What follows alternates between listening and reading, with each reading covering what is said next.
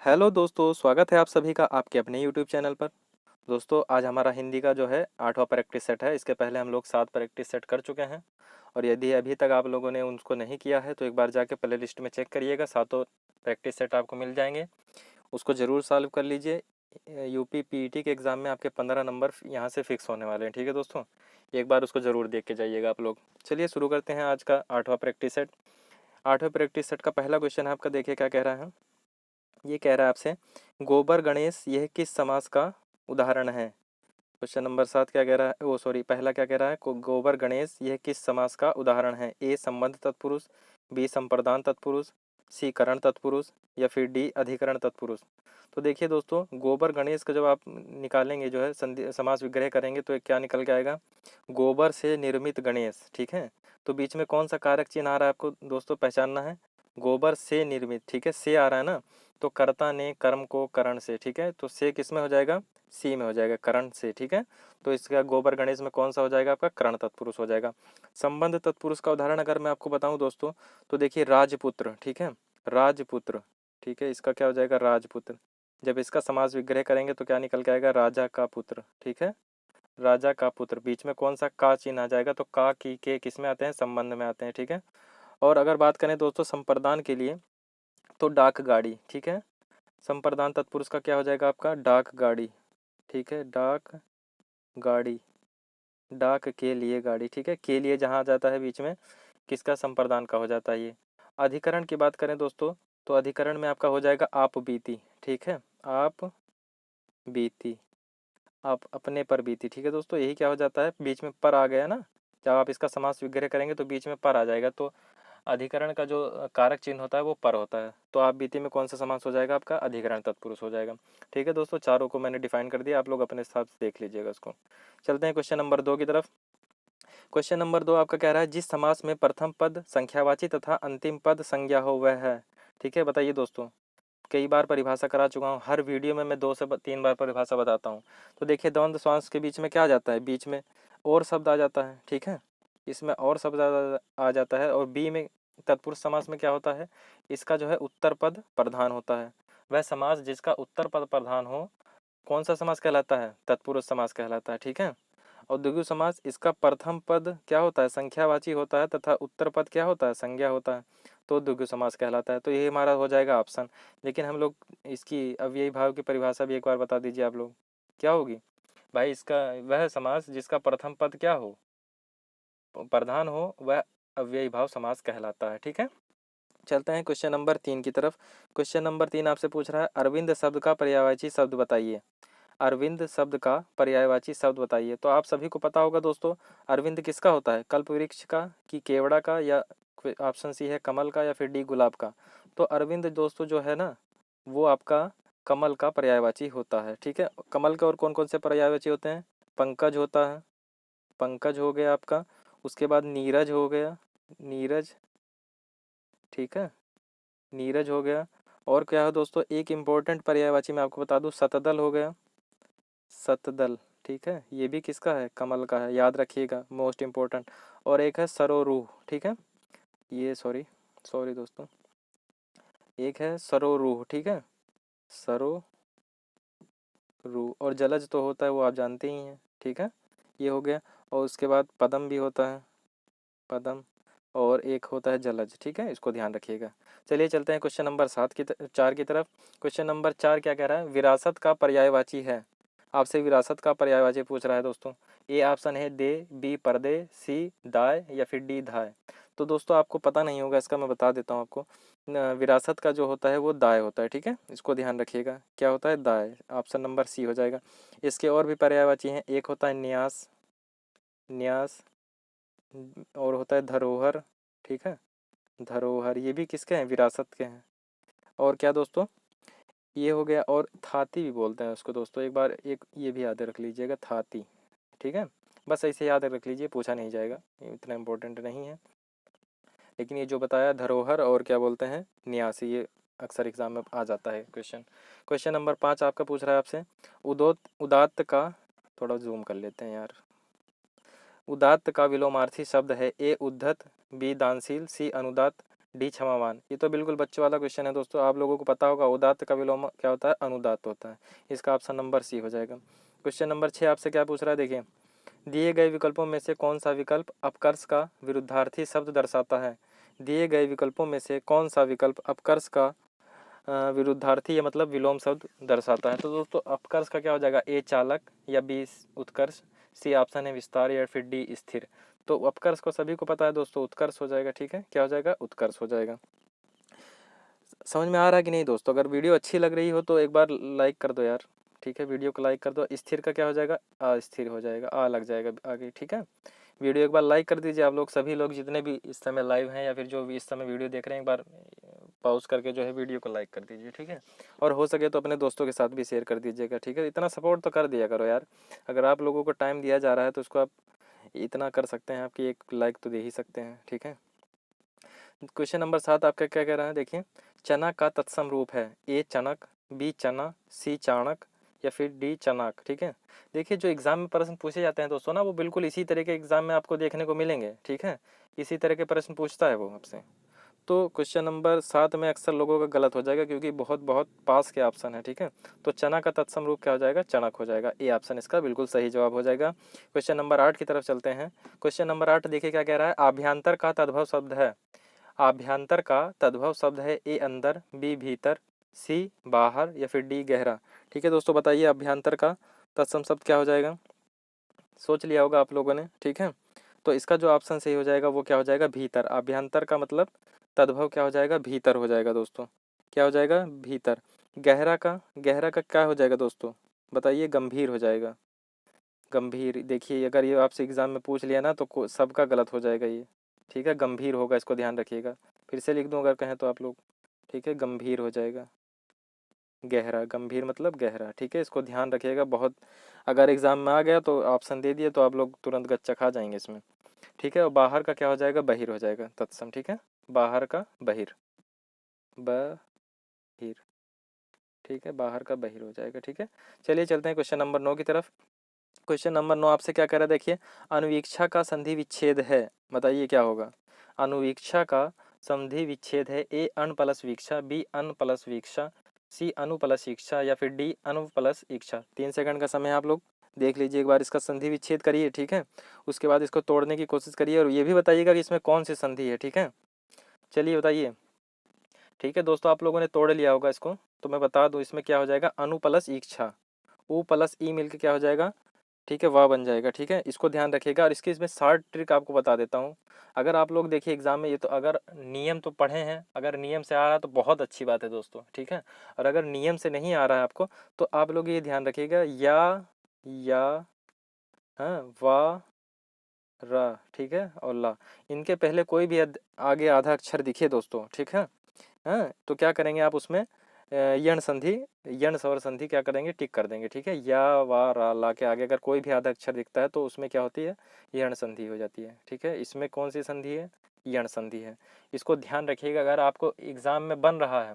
ठीक है, अगर नियम से आ रहा है तो बहुत ही अच्छी बात है, इससे अच्छी कोई बात नहीं हो सकती। लेकिन अगर नहीं आ रहा है आपको, अगर नहीं आप ट्रिक लगा मतलब दिमाग लगा पा रहे हैं, तो सीधे ट्रिक याद रखिए कि अगर या वा रा ला के पीछे आगे जो है आधा अक्षर हम लोगों को मिल गया, तो हम सीधे क्या करेंगे? यण स्वर संधि कर देंगे और आगे बढ़ जाएंगे। ठीक है, तो आपका क्वेश्चन 1 नंबर फिक्स हो जाएगा। ठीक है, चलते हैं क्वेश्चन नंबर 10 की तरफ। उड्डयन के संधि विच्छेद का सही विकल्प कौन सा है? क्वेश्चन नंबर 10, उड्डयन के संधि विच्छेद का सही विकल्प कौन सा है? ए उत प्लस डयन, सी उड़ प्लस डयन, सी उच्च प्लस डयन, डी उड़ प्लस डयन। ठीक है, बताइए कौन सा होगा इसमें दोस्तों, फटाफट बताइए, थोड़ा तेजी के साथ चलते हैं। ठीक है, तो देखिए दोस्तों, इसमें जो है व्यंजन संधि है, पहली बात तो ये जान लीजिए। और इसमें क्या हो जाएगा आपका? उत प्लस डयन, ताक इसमें बदल जाएगा, डा में बदल जाएगा। ठीक है दोस्तों, ताक इसमें बदल जाएगा, डा में बदल जाएगा, तो ये उत प्लस डयन हो जाएगा। ठीक है, चलते हैं क्वेश्चन नंबर 11 की तरफ। जो क्षीण ना हो सके, ठीक है, उसको क्या बोलेंगे? जो क्षीण ना हो सके दोस्तों, बताइए, एक शब्द बताइए क्या होगा? ए अमिट, बी अपार, सी अक्षय, या डी अनंत। बताइए कौन सा ऑप्शन सही होगा, फटाफट सोच लीजिए। ठीक है, सबने सोच लिया होगा, तो वो क्या हो जाएगा? अक्षय हो जाएगा दोस्तों। ठीक है, क्या हो जाएगा? अक्षय हो जाएगा। अमिट क्या? जो मिट ना सके वो क्या हो जाएगा? अमिट हो जाएगा। दोस्तों लिखने में थोड़ा दिक्कत होती है क्योंकि पेन नहीं है मेरे पास। ठीक है, अमिट मैं बोल दे रहा हूँ, एक बार आप लोग इसको दिमाग में रख लीजिएगा। जो मिट ना सके वो अमिट हो जाएगा, ठीक है। अपार क्या हो जाएगा? जिसका कोई पार ना हो, ठीक है। जिसका कोई पार ना हो वो क्या हो जाएगा? अपार हो जाएगा। और जिसका कोई अंत ना हो, ठीक है, डी ऑप्शन आपका दिया गया है। चारों ऑप्शन मैं आपको बता देता हूँ ताकि आपको फायदा हो, ये नहीं कि आप लोग क्वेश्चन किए और निकल गए, उसका कोई मतलब नहीं होता ऐसे प्रैक्टिस सेट का। जो चारों ऑप्शन है चारों का पोस्टमार्टम करिए, चारों आपको आने चाहिए, तब पढ़ाई का कोई मतलब है, ठीक है, अन्यथा कोई मतलब नहीं है पढ़ाई का, ठीक है। तो क्या हो जाएगा इसका? अनंत का क्या हो जाएगा? जिसका कोई अंत ना हो वो क्या हो जाएगा? अनंत। जिसका कोई पार ना हो वो क्या हो जाएगा? अपार, ठीक है दोस्तों। और अमिट बता ही दिया, जो मिट ना सके वो अमिट, ठीक है। और जो चौथा दिया उसी जो दिया गया उसका तो है ही, आपका आंसर ही हो गया। क्वेश्चन नंबर 12 क्या कह रहा है? दिशाएं ही जिनका वस्त्र है उन्हें कहा जाता है। बताइए क्या दोस्तों, क्या कहा जाता है? दिशाएं ही जिनका वस्त्र है, ए विशंभर, बी दिक्पाल, या फिर सी दिगंबर, या फिर डी पैगंबर, ठीक है दोस्तों। बताइए क्या हो जाएगा? तो दोस्तों दिशाएं ही जिनका वस्त्र है वो क्या हो जाएगा? दिगंबर हो जाएगा, ठीक है। क्या हो जाएगा? सी ऑप्शन आपका बिल्कुल सही हो जाएगा, दिशाएं ही जिनका वस्त्र है दिगंबर, ठीक है। चलिए चलते हैं क्वेश्चन नंबर 13 की तरफ। अपना रंग जमाना, अपना रंग जमाना मुहावरे का अर्थ होगा, ठीक है। बताइए कौन सा होगा अपना रंग जमाना? ए प्रभावित करना, बी उपेक्षा करना, सी सेखी भंगालना, या फिर डी किसी की बात ना सुनना, ठीक है। क्या हो जाएगा बताइए?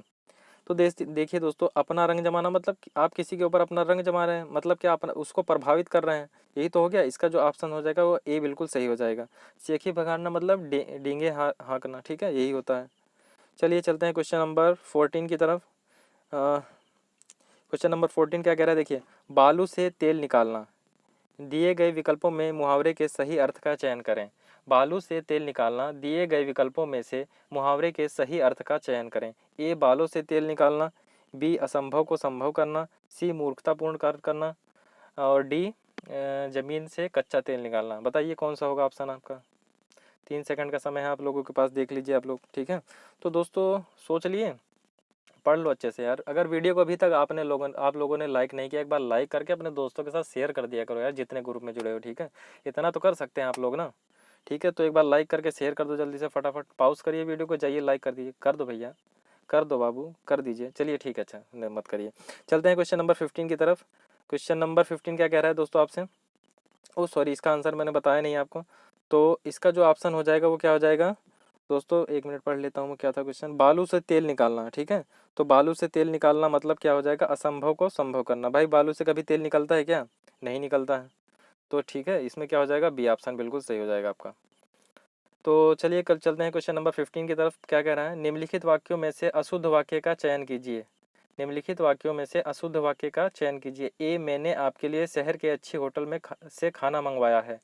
मैंने आपके लिए शहर के अच्छी होटल से, अब देखिए तो गलत हो गया ना, अच्छी होटल थोड़ा होता, अच्छे होटल होता है, ठीक है, ये गलत हो गया। चलते हैं क्वेश्चन नंबर ओ सॉरी ऑप्शन, अगले ऑप्शन की तरफ, थोड़ा बड़ा कर लेते हैं। हेमा मुझसे प्यार करती है, ठीक है। बताइए ये सही है कि नहीं सही है? उसके बाद सी ऑप्शन है गीता अच्छी पुस्तक है, या फिर डी संजय देखने में सुंदर लगता है। बताइए कौन सा ऑप्शन सही हो जाएगा दोस्तों? तो अशुद्ध पूछा था दोस्तों ना आपसे, ये तो सभी शुद्ध हैं, अशुद्ध पूछ रहा था। देखिए मैं आपको दिखा दूं एक बार, तो पहला वाला ही हमारा तुरंत ऑप्शन मिल गया। अब देखिए आपको अगर एग्जाम में जैसे आपसे अशुद्ध पूछा गया था ना, और आपको पहला ऑप्शन मिल गया, ठीक है, अशुद्ध, अच्छे से एक बार देख लीजिए, अगर अशुद्धि है तो ठीक है, आगे आप समय मत बर्बाद करिएगा। अगर एक बार एक नज़र देखना चाहते हैं तो देख लीजिएगा, बाकी ज़्यादा समय मत बर्बाद करिएगा, इसको टिक मार के आगे निकल जाइएगा, ठीक है। चलते हैं क्वेश्चन नंबर 16 की तरफ। क्वेश्चन नंबर 16 क्या कह रहा है? देखिए, निम्नलिखित में से शुद्ध वाक्य है, निम्नलिखित में से शुद्ध वाक्य है, देश पंडित नेहरू का सदा आभारी रहेगा, बी पंडित नेहरू का आभारी रहेगा सदा देश, ठीक है, ये तो गलत ही हो गया। दूसरा तो तुरंत एलिमिनेट करते जाया करिए एग्जाम में भी, ठीक है। पंडित नेहरू का देश रहेगा आभारी सदा, ये भी गलत हो गया।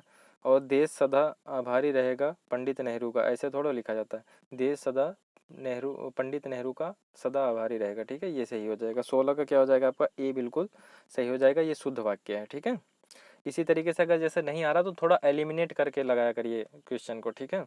अब देखिए आगे आपका स्त्रीलिंग शब्द अलग कीजिए, मैंने आपको बताया था, ठीक है। स्त्रीलिंग और पुल्लिंग की पहचान मैंने आपको बताया था, अच्छा और अच्छी करके आप लोग कर सकते हैं, ठीक है, या फिर उसको वाक्य में प्रयोग करके कर सकते हैं, ठीक है। तो बताइए क्या होगा, ए हुलास, बी हरकत, सी हमला या डी हवाला। ठीक है, स्त्रीलिंग शब्द बताना है। तो देखिए आप लोगों ने सुना होगा ये अच्छी हरकत नहीं है, ये आपकी अच्छी हरकत नहीं है। अच्छी लग रहा है ना, तो अच्छी अगर लग रहा है तो हरकत आ गया। हवाला का पैसा भेज दिया गया, ठीक है, हवाला, या उसका हवाला देते हो उसने बताया तो पुल्लिंग है। हमला कर दिया, ये भी पुल्लिंग है। हुल्लास, हुल्लास हुड़दंग मचा रहे हैं, ठीक है, ये हो गया आपका। ठीक है, तो इसमें जो स्त्रीलिंग शब्द हो जाएगा वो क्या हो जाएगी, हरकत। ये अच्छी हरकत नहीं, अच्छी लगा ना तो बिल्कुल आपका स्त्रीलिंग निकल के आ गया। ठीक है, अच्छा और अच्छी लगा के देखना है शब्द को। ठीक है, बहुत अच्छी ट्रिक है, आपको बता दी मैंने। क्वेश्चन नंबर 18, टिड्डी शब्द का बहुवचन क्या होगा। टिड्डी शब्द का बहुवचन क्या होगा, ए टिड्डी दल, बी टिड्डी गण, सी टिड्डी वर्ग या फिर डी टिड्डी जन। बताइए, 3 सेकंड का समय है, आप लोग देख लीजिए। ठीक है, जल्दी बताइए दोस्तों। तो देखिए जो टिड्डी होता है ना, टिड्डी वर्ग नहीं होता दोस्तों, टिड्डी दल होता है। ठीक है ना, इसका जो ऑप्शन क्या हो जाएगा वो टिड्डी दल हो जाएगा, टिड्डी का बहुवचन। और देखिए वृंद दोस्तों कहाँ लगता है, जैसे मुनि वृंद दोस्तों हो गया। ठीक है, अगर मुनि का आपसे पूछे मुनि, इसका जो है क्या हो जाएगा बहुवचन, मुनि वृंद। ऐसे देख लीजिए, ये ना है। ठीक है दोस्तों, मुनि वृंद हो जाएगा। गण कहाँ लगेगा, जैसे कृषक गण, अभिभावक गण। ठीक है, कृषक का अगर आपसे पूछे बहुवचन तो कृषक गण हो जाएगा। ठीक है, ऐसे ध्यान रखिएगा। हाँ, और लोग कहाँ लगता है, देखिए लोग भी बता देता हूँ, नेता लोग। ठीक है, नेता, सॉरी, नेता लोग। ठीक है, नेता लोग ऐसा करके भी बहुवचन बनाया जाता है, इसको भी ध्यान रख लीजिए। वर्ग कहाँ लगेगा, जैसे छात्र वर्ग, छात्रा वर्ग, सॉरी दोस्तों, छात्र वर्ग। ठीक है, इसमें लिखते ठिकाता नहीं है थोड़ा, छात्र वर्ग, छात्रा वर्ग। ठीक है, तो इस तरीके से आप लोग इसका बहुवचन बनाएंगे। क्वेश्चन नंबर 19 की तरफ चलते हैं। ठीक है दोस्तों, आपका 19 क्या कह रहा है, देखिए राम सीता से सुंदर है, राम सीता से सुंदर है, इस वाक्य में कौन सा कारक है। तो सीता से सुंदर है, बताइए दोस्तों कौन सा है, जल्दी बताइए आप लोग दोस्तों। ए ऑप्शन है आपका करण कारक, बी है अपादान कारक, सी है संप्रदान कारक या डी है संबंध कारक। बताइए दोस्तों क्या होगा। तो आपको पता है दोस्तों, संज्ञा के जिस रूप से तुलना या समानता की का मतलब तुलना, समानता या फिर अलगाव का भाव प्रकट होता है, उसमें कौन सा वो होता है कारक दोस्तों, अपादान कारक होता है। ठीक है दोस्तों, जहाँ कहीं तुलना की जा रही हो या समानता हो। ठीक है, तो इसमें क्या हो जाएगा, देखिए यहाँ पे तुलना की गई ना, राम सीता से सुंदर है, तो इसमें तुलना की जा रही, तो जहाँ तुलना या समानता या फिर अलगाव का भाव प्रकट हो वहाँ पे अपादान कारक होता है दोस्तों। जैसे आपको और उदाहरण बता दूं, हिमालय से गंगा निकलती है, क्या होता है, हिमालय से गंगा निकलती है, तो हिमालय से गंगा निकल रही ना, वहाँ से अलग हो रही है, तो यहाँ पे भी क्या हो जाएगा आपका अपादान कारक हो जाएगा।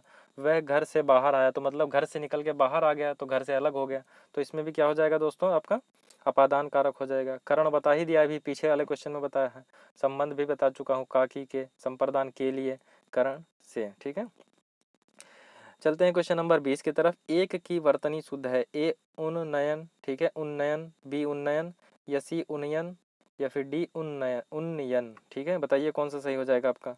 तो दोस्तों क्वेश्चन नंबर 20 का जो है आप लोग क्या करेंगे, चलिए मैं बता देता हूँ, इसका जो वर्तनी शुद्ध हो जाएगी वो कौन सी हो जाएगी, उन्नयन। ठीक है दोस्तों, उन्नयन होता है। ठीक है, बिल्कुल सही सही जवाब हो जाएगा। इसका मतलब क्या होता है दोस्तों, ये भी जान लीजिए आप लोग। उन्नयन का मतलब होता है ऊपर की ओर उठना। ठीक है, मतलब ऊपर की ओर उठना। ठीक है, ऐसे जैसे ऊपर की ओर उठ रहा है ये। ठीक है, तो ये क्या हो जाएगा, उन्नयन हो जाएगा। क्वेश्चन नंबर 21 क्या कह रहा है, देखिए निम्नलिखित में से शुद्ध वर्तनी वाला शब्द है, ए हिरण्य कश्यपु, बी हिरण्य कशिपु या फिर सी हिरण्य कश्यप या फिर डी हिरण्य कश्यप। बहुत ही पास पास के ऑप्शन है दोस्तों, इसको बहुत ध्यान से करिएगा आप लोग। तो दोस्तों जो इसका सही होगा बिल्कुल बताइए कौन सा हो जाएगा। कुछ लोग क्या करेंगे, देखेंगे तुरंत क्या करेंगे, हिरण्य कश्यप कर देंगे, क्योंकि उन्होंने वही सुना है। ठीक है भाई, क्या सुना है आपने, हिरण्य कश्यप सुना है, आप तुरंत देखेंगे तुरंत इसी को टिक कर देंगे, और अगर जिसने भी टिक किया उसका तुरंत गलत हो गया। ठीक है, इसका जो सही होगा दोस्तों वो क्या हो जाएगा, बी ऑप्शन बिल्कुल सही है, हिरण्य कश्यपु होता है। ठीक है, कौन सा हो जाएगा, हिरण्य कशिपु। ठीक है, ये आपका बिल्कुल सही जवाब हो जाएगा। क्वेश्चन नंबर 22 क्या कह रहा है, देखिए निम्नलिखित में से किस शब्द का संबंध सूर्य से नहीं है, ए उदय, बी अस्त, सी ज्योत्सना, डी तेज। ठीक है, आपको बताना है इनमें से किस शब्द का संबंध जो है सूर्य से नहीं है। चलिए जल्दी जल्दी बताइए। क्वेश्चन नंबर 22, 3 सेकंड का समय है आप लोगों के पास 22वें क्वेश्चन के लिए। ठीक है। जो इसका सही जवाब देगा उसे 51 रुपये का नगद पुरस्कार दिया जाएगा। ठीक है, कमेंट बॉक्स में नाम लिख दीजिएगा, फ़ोन पे हो जाएगा आपको। ठीक है, चलिए तो क्या हो जाएगा आपका दोस्तों, क्वेश्चन नंबर 22 का जो हो जाएगा ज्योत्सना। ठीक है, इसका जो सही हो जाएगा वो ज्योत्सना हो जाएगा। ज्योत्सना शब्द का जानते हैं अर्थ होता है दोस्तों चांदनी।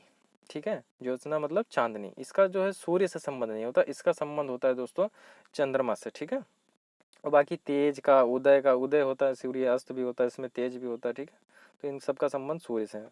ठीक है, इसके बाद देखिए दोस्तों हमारा जो है 3 क्वेश्चन पैराग्राफ है, जैसा कि सभी को पता है बेस रहता है।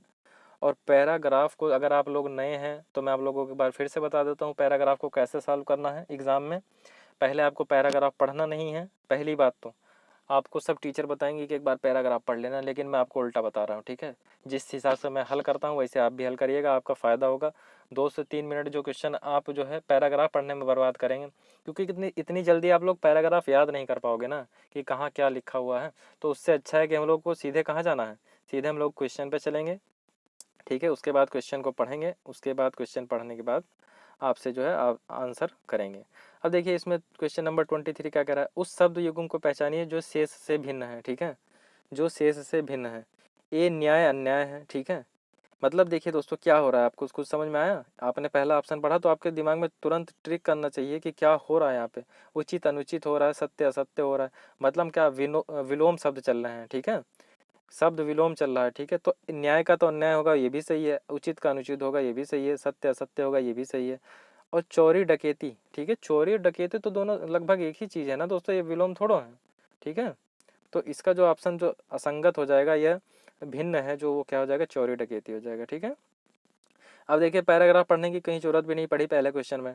ठीक है, और उसके बाद क्वेश्चन नंबर 24 क्या कह रहा है, किस दौड़ को अंतहीन माना गया है। आपसे पूछा है कि किस दौड़ को अंतहीन माना गया। अब हम चलेंगे पैराग्राफ की तरफ और अंतहीन ढूंढेंगे कि कहाँ लिखा है अंतहीन। ठीक है, सिर्फ यही ढूंढेंगे अंतहीन कहाँ लिखा है। देख लीजिए कहाँ कहीं दौड़ आ रहा है,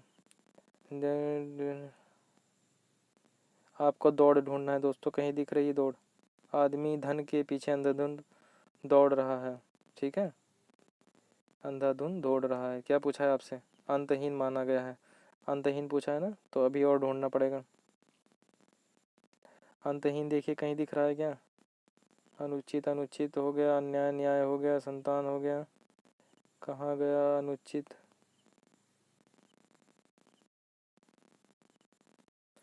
देखिए दोस्तों अंतहीन कहीं दिख रहा है आपको, देखिए ये है, इस दौड़ का कोई अंत नहीं है। ठीक है, इस दौड़ का कोई अंत, थोड़ा और जूम कर लेते हैं, ये देखिए, इस दौड़ का कोई अंत नहीं है। किस दौड़ का दोस्तों?